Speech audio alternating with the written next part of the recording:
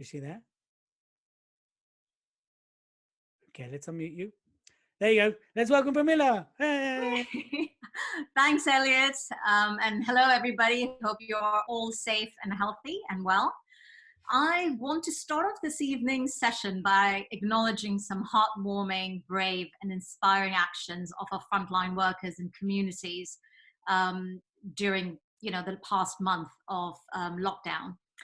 At the same time, we've also witnessed organizations whose policies towards their employees, contractors have reflected empathy, integrity, and kindness during what is an unprecedented time in humanity. It makes me wonder, are these then the kind of actions that will influence our purchasing decisions in the post-COVID world as consumers? So I have some food for thought statistics for you to start off this session with. 69% of business leaders view a balance between social purpose and profit as important. 70% of consumers expect companies to be socially accountable, and 60% of employees want the companies they work for to have a focus on broader social issues, with 56% ultimately more likely to buy from businesses who do.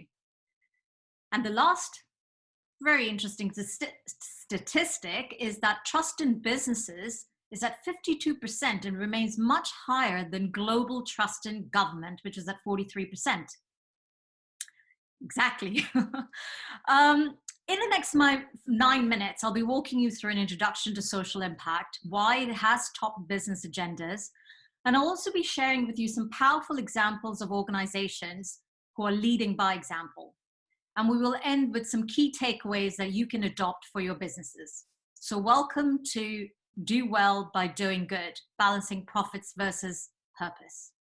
Now, there are many types of impact that a business can make: environmental, tax, economic, and social. So social impact is a way that companies' profits, is a way to improve your company's profits and make the world a better place.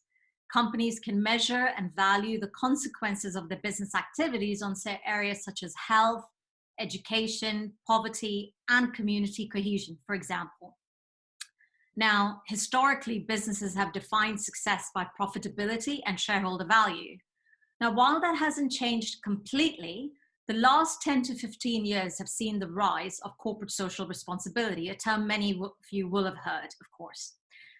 CSR is a business model tool that helps a company be socially accountable to itself, its stakeholders, and the public. And many businesses will already have a CSR policy, employees raising donations through running marathons, cake bake sales, sponsoring Christmas cards, and so on and so forth.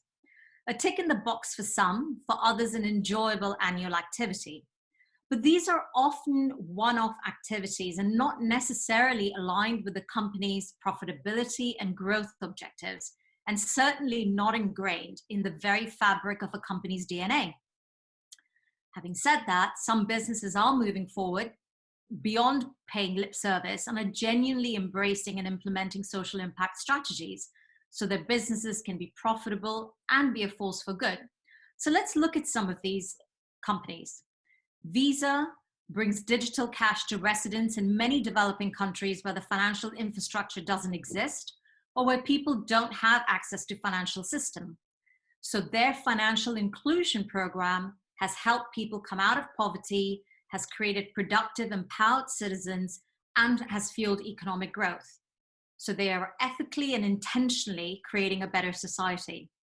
Unilever actually no longer has a separate CSR department. Its business model has sustainability at its core. And in 2010, they launched a sustainable living development plan to reduce the impact of their operations on the environment and promote gender parity. For them, their incentive is so clear.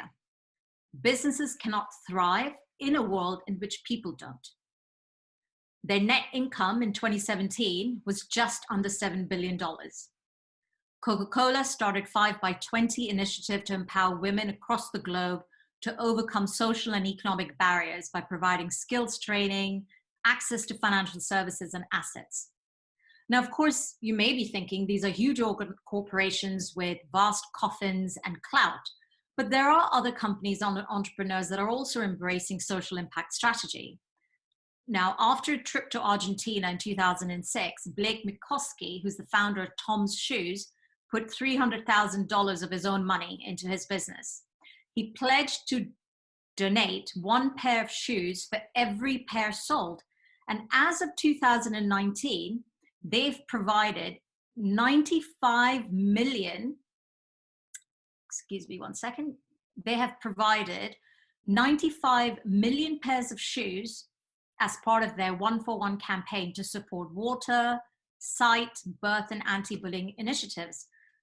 And they continue to be profitable year on year because they remain popular and ethical with their customers.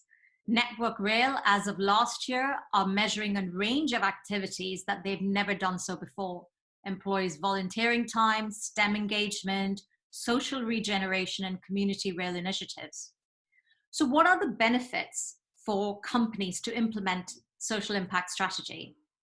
Competitive differentiation, because you're demonstrating that you are protecting and creating social capital, maybe through ethical supply chains which protect workers' rights, perhaps by enhancing local communities with educational opportunities. You can also deliver increased growth, much like Tom's Shoes or Unilever, because you've made social impact sit at the heart of what you do and what you stand for. You have better engagement with stakeholders such as investors, governments, regulators, because you have social impact measurements in place, which means you're in a far better position to increase the positive impact of your activities whilst reducing any negative impact. You have enhanced trust in the eyes of the public. You're more attractive to prospective employees because of the social footprint of your company. And employees drive results when they're engaged and fulfilled, and this happens when they have the opportunity to perform impactful work. So we've spoken about what social impact is historically, what's happening today, how corporations are embedding this into their business models, and what the potential benefits look like. But let's look at some social impact takeaways for small business owners and entrepreneurs who are thinking of how they can make positive social impact on a daily basis. Well, you could go green. You could evaluate how your company uses energy, how it recycles stationery, plastic. Simple changes can make your business more environmentally friendly, reduce costs, but also foster a positive image to staff, customers, and your partners that make your business accountable for its actions. Now, in today's COVID world, all businesses are readdressing costs, growth, and are very aware of reduced consumer purchasing power, which will go well into 2021. But I feel this is also an incredible opportunity to exact business and social change, a perfect time to reevaluate your company's mission and build social good into the foundation of your business. Now, what does a business that deals in financial payment transactions have anything to do with planting trees? Well, you'd be right if you said nothing. But here's the thing, startup Gcash Forest in Singapore allows their subscribers to plant virtual trees, which then have real life counterparts. So Gcash will have implemented or planted around 365,000 trees by the end of this year, a tree a day. And they're implementing these tree planting initiatives with the Department of Environment, World Wildlife Fund, Biodiversity Finance initiatives. So let's think laterally, let's think connections, let's think collaboration. Now, Levi's is also a great example of how even the oldest companies can adapt and innovate for social good. In reducing the amount of water they've used in production of their jeans, which, by the way, they've been producing since 1873, they have saved more than 1 billion liters of water since their inception in 2011. So how about businesses, how about we review our processes, our systems, our sales, other functions, and whilst you look at cost reductions and improved customer service and economies of scale, also look for social impact interventions. How and where can you be more socially innovative? Because it's never too late to make a difference. Even the slightest effort towards social change can have a positive impact on the world and encourage other businesses to do the same. And the other thing I'd say is bring your company values into difficult conversations and ask what choices your business faces. Companies face tough decisions all the time, prioritizing values over profit. Ben & Jerry's decided to make a socially responsible decision, which was directly tied to the business of making ice cream, when in 1989, they opposed the bovine growth hormone used in cows, partly because of its adverse economic effect on family farming. That decision defined their values.